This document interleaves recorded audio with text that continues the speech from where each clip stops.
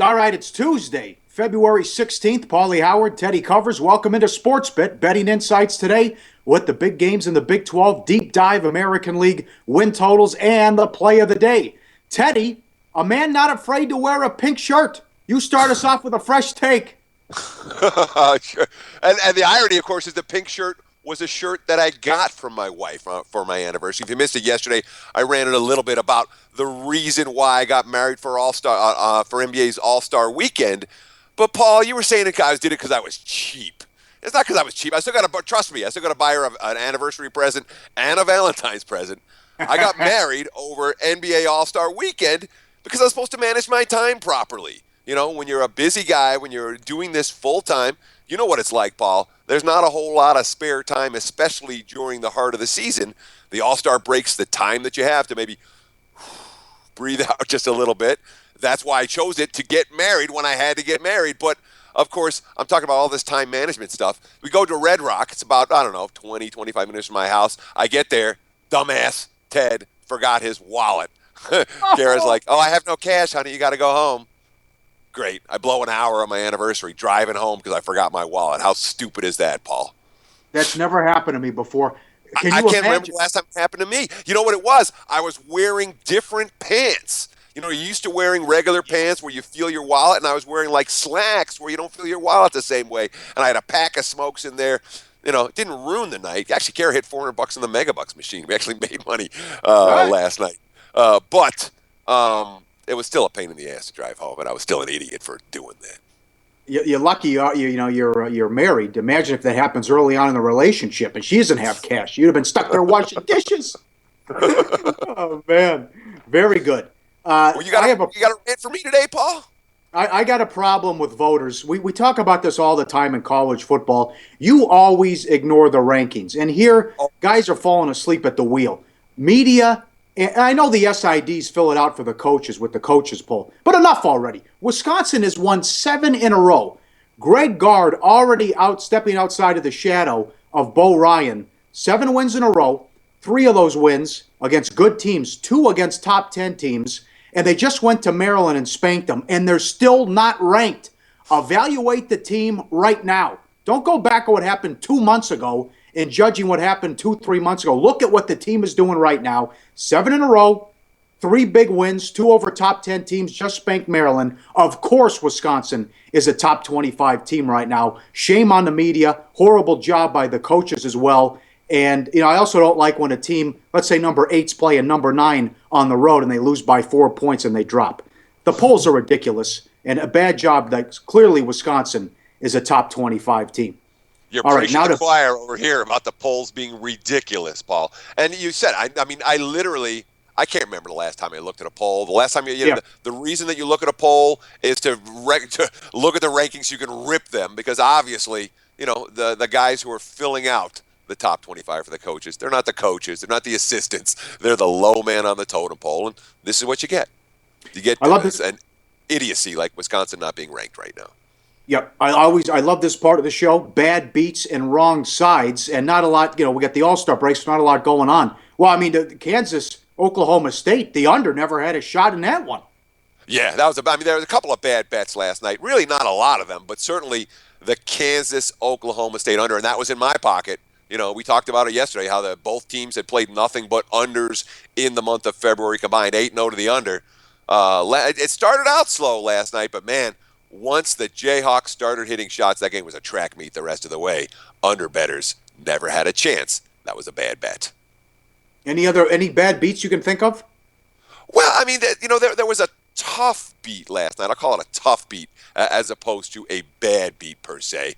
And really, there's a difference between the two. Of course, that came in the East Tennessee State versus Western Carolina game where East Tennessee State, they missed free throws in their final 2 possessions. They were laying 7. They won by 6 instead of by 8 if they hit all the free throws.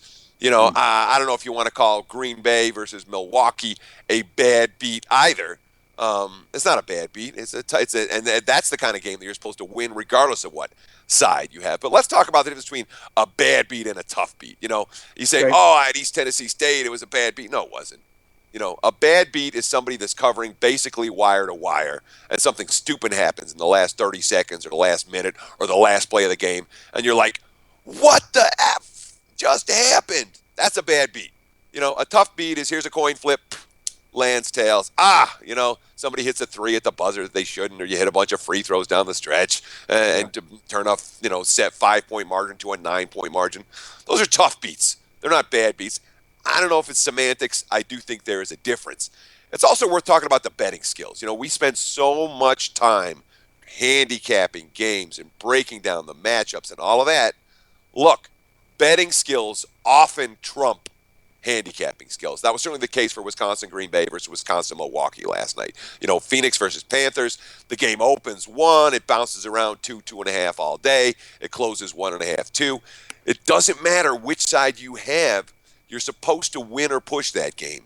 And anyone that lost a bet on Green Bay versus Milwaukee last night, it's not the handicapping you got wrong, the betting skills, an area that probably needs a little bit of improvement. That's something we're going to focus on a lot here on SportsBit. Good breakdown. And now that leads us to the market report and line movers. And here we got a 4-point move in that Big 12 game coming up with Iowa State and Baylor. Yeah, we sure do. I mean, there's a handful of them. Let's talk about South Carolina, Missouri first. And again, with a point of talking about these line movers now, we're looking at where the early money has gone on Tuesday morning. And again, we're talking about the money that moves point spreads. We're not talking about square money here. We're not talking about public money. These are legitimate line movers. Now, sometimes these lines don't hold. The initial movement goes one way, the money comes back the other way. But there's 3 of them worth highlighting here. Fairly big moves on major conference games so far this morning. We got South Carolina open 6 versus Missouri. They've been bet up. Gamecocks now 7.5-point road favorites against the Tigers. South Carolina's been pretty good coming off a loss this year. They did not play well, getting smacked by Kentucky over the weekend, and Frank Martin was certainly not happy with their performance in that game. You can read some great quotes from Martin talking about how he expects a little bit different level of execution tonight against a Missouri team that is coming off a rare win in conference play. Then we've got the Georgia-Florida game. Florida's been taking all the money so far. Georgia opened as a 1-point favorite yesterday, basically across the board. And now it's the Gators who are laying up to 1.5 in a lot of spots. And this is the big one. We've seen a ton of Iowa State money. First book opened Baylor Pick'em. There were Baylor 1s. There were Baylor 2s. This morning that got bet up to 3. Now it's Baylor -4 versus Iowa State. So there's been a ton of Bears money, even though Iowa State in revenge for a home loss to Baylor earlier this season. Up next, we'll get into big game breakdown and tackle those 2 monster matchups in the Big 12 on SportsBit, betting insights today. All right, time for big game breakdown. 2 monster matchups in the Big 12. Let's start with West Virginia and Texas. Texas already won on the road against West Virginia. Now we go to Texas in this one, and Shaka Smart, it's amazing what a new coach can do. College football, college basketball, they can come in right away and make a difference, Teddy. Yeah, I mean, Rick Barnes was a heck of a recruiter.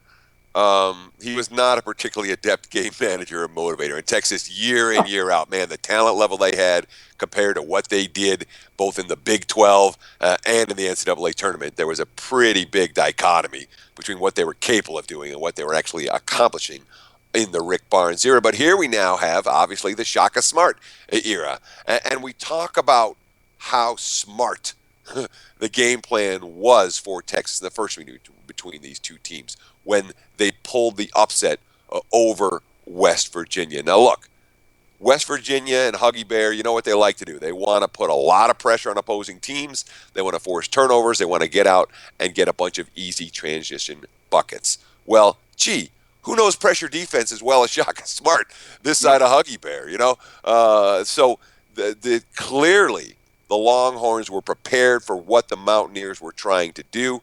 They didn't turn the ball over. Only 8 turnovers in that ball game. West Virginia had only 3 steals. And Texas, in Big 12 play, they've only turned the ball over 14% of the time. That is the best turnover rate in the conference.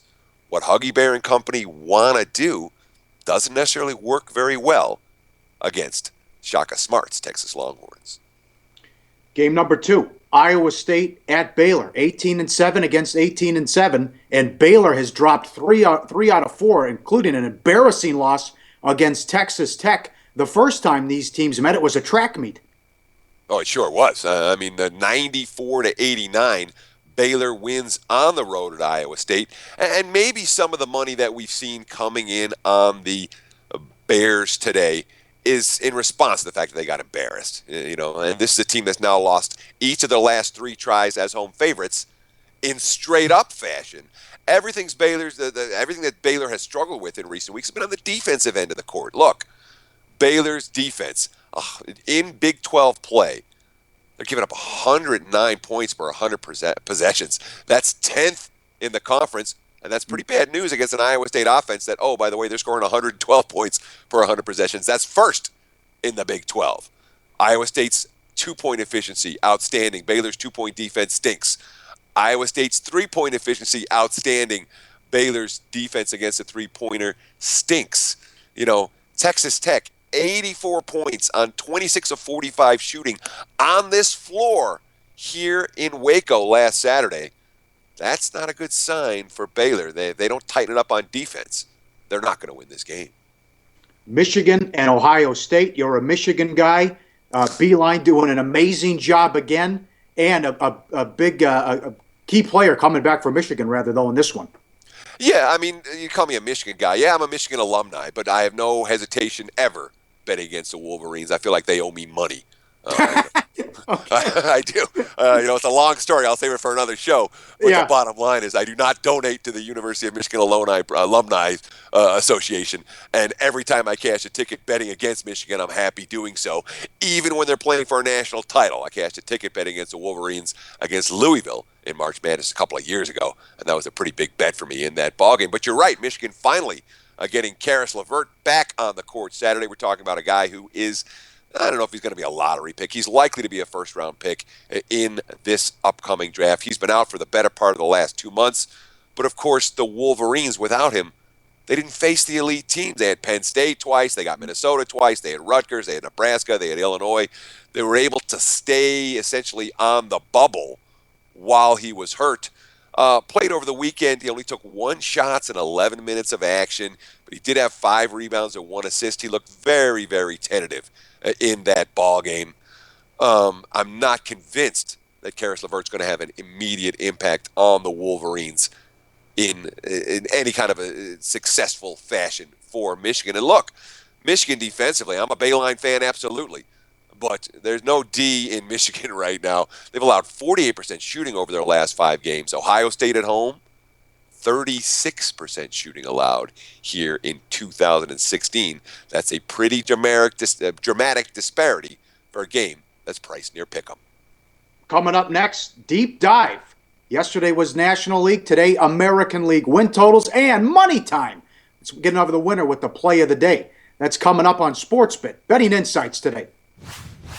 All right, time for a deep dive. Topic of the day, yesterday National League win totals, today American League win totals, courtesy of the Atlantis Casino in Reno.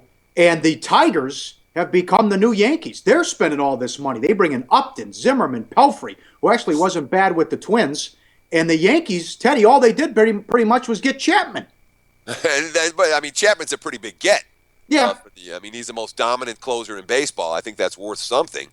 But Detroit, you have very motivated ownership. And motivated ownership, wants, well, you have an ailing, aging owner who wants a championship before he dies, and you have plenty of money to throw around. That's what the Tigers are doing. But this American League, look at this board closely. The difference between the top team in the number 1 team in the American League and the number 15 in the American League, 15 team in the American League is 11.5 wins, dude. That's nothing. Yeah. I've been in Vegas since '98. I never remember seeing win totals with this type of parity for one league. There's not a team in the bunch that's not in playoff contention on day one. And you contrast that with the National League, where basically of the 15 teams, 7 of them are out of it on opening day. Yeah, right. That's not the case in the AL. Every team is live. So if you can find some good teams to fade, boy, there'll be money to be made fading them because it's going to be tough competition day after day after day in this very, very competitive. I mean, I don't remember seeing as a competitive win totals or even in my thought processes. A lot of these teams are pretty darn close, Paul. They really are. Yep, and in Houston came out of nowhere and a great. They were awesome at home. Keuchel had a terrific season. Can they keep it up? 85.5 there. And then you have the Red Sox, which are they going to have another disappointing season? They went out, and you want to talk about a team that spends money, but they haven't been spending it wisely. They get Price to try to help out in the pitching rotation. Yeah, and those are two teams, you talk about in terms of disparate results last year. The Astros, they didn't come out of nowhere. Everyone knew the type of talent that Houston had been building. What happened was that talent matured a lot quicker than people thought that it was going to mature. And as for Boston, they spent a ton of money, and none of the guys they acquired worked. And we talked about it last year at this time, saying, what are the Red Sox are idiots. They're paying all this money for number 3 and number 4 and number 5 starters that aren't going to work out for them. And guess what? They didn't work out for them. A couple teams I want to talk about. Even Minnesota is, again, the guys that look at the prospects. There's a lot of talk about the Twins being, the next Astros, all the young talent that they have. Byron Buxton, who didn't have a particularly good rookie year, looking for a breakout season. But there's a reason Minnesota's lined where they are. They don't have Houston's pitching, not in the bullpen, and certainly not in the starting rotation. And Baltimore's another team to me that just doesn't get any respect. And I understand the advanced metrics guys don't really like the Orioles. When you're talking about talent like Dylan Bundy and Kevin Gausman have the potential at the top of that rotation, Manny Machado is going to be a superstar. I think there might be some upside with the Orioles. And one more team I want to talk about, Paul, that's the LA Angels. 35-17 in one-run games last year. They finished season with a minus 14 run differential. The only guy I'm excited about in LA's lineup is Mike Trout. Everyone else is, maybe iffy, dicey. I'm sorry, what were you saying? No, that's astonishing. Yeah, there's not a lot to love for LA. So they had a lot of things break right for them last year. They still weren't that good of a team. The Angels, to me, again, I'm looking for a decent team in theory that may not be that decent. And boy, LA coming into the campaign is a squad that I've got as a one-way team right now. I'm actively looking. Again, we're talking about theory. What are we looking to do? What are our goals for the first month of the campaign? And from the get-go, I'm looking to fade LA in reasonable spots. There's a Super Bowl hangover. At least we hear about it all the time. Is there a World Series hangover? As the champs are sitting there, the Royals at 87. That's simply a matter of remember, Kansas City was not a team that was highly thought of or highly valued last year, even after they'd been to the World Series a year before. And the advanced metric numbers on KC were no good, and there wasn't a lot of belief in KC. And here, they're lined as along with Toronto, as the two top teams in the American League. So I don't think the markets are offering the same value on KC now as they were last year at this time, but they're still being priced as a legitimately elite team in an extraordinarily competitive league. All right, we gave out Monmouth yesterday. It's money time. Time for the play of the day. Let's make it 2 in a row. Take it away, Teddy. Sure, let's go to Waco, and it's a game that we previewed earlier. I'm going to take a look at the Iowa State Cyclones, plus the 4 against Baylor. I know Baylor got embarrassed over the weekend. I also know that Iowa State led by double digits in the second half in the first meeting between these two teams and blew the game because Baylor got really hot from the floor. Iowa State defensively is better than Baylor. Iowa State's offense, second to none in conference. Let's take the Cyclones plus the 4 points. I'm not sure we're going to need those 4 points, but let's take them plus the 4 just to be safe. That's our play of the day. Great job, Teddy. Manhattan yesterday. Let's make it 2 in a row. I think I said Monmouth. Manhattan yesterday. And we'll talk to you Wednesday. Paulie Howard, Teddy Covers. We'll talk to you Wednesday on SportsBIT. Betting Insights today.